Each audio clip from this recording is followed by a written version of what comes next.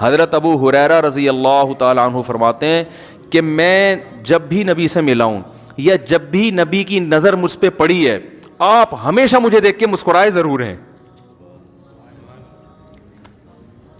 یہ کہنا آسان ہے, خدا کی قسم کہنا آسان.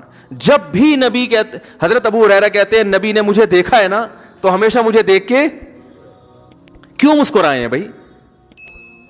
اس لیے کہ آپ صلی اللہ علیہ وسلم نے ارشاد فرمایا ان تلقى وجہ اخاک بوجہ طلیق, کسی سے مسکرا کے ملنا, خندہ پیشانی کے ساتھ ملنا. آپ نے فرمایا یہ بھی صدقہ ہے. صدقے کا مطلب کیا ہوتا ہے؟ خوش کرنا نا.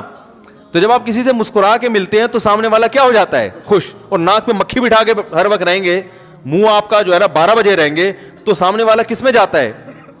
ٹینشن میں چلا جاتا ہے وہ.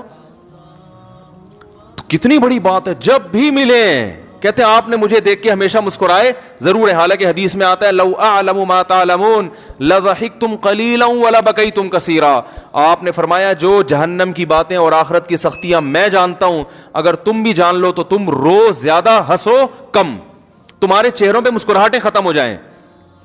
تو ایسی آخرت کی ہولناکیاں جانتے ہوئے, اللہ کا خوف دل میں ہوتے ہوئے بھی لوگوں سے کیسے مل رہے ہیں؟ مسکرا کے مل رہے ہیں.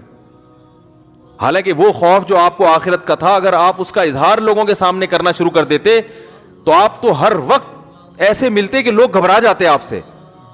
تو یہ بڑی بات ہے کہ ایک طرف اتنا خوف اللہ کے سامنے جواب دہی کا, لیکن لوگوں سے ملاقات کیسے کر رہے ہیں؟ خندہ پیشانی کے ساتھ. تو یہ بہت سارے آپ صلی اللہ علیہ وسلم کے اخلاق پر تو جتنا کہا جائے وہ کم ہے. قرآن نے کہہ دیا انک لعلی خلق عظیم.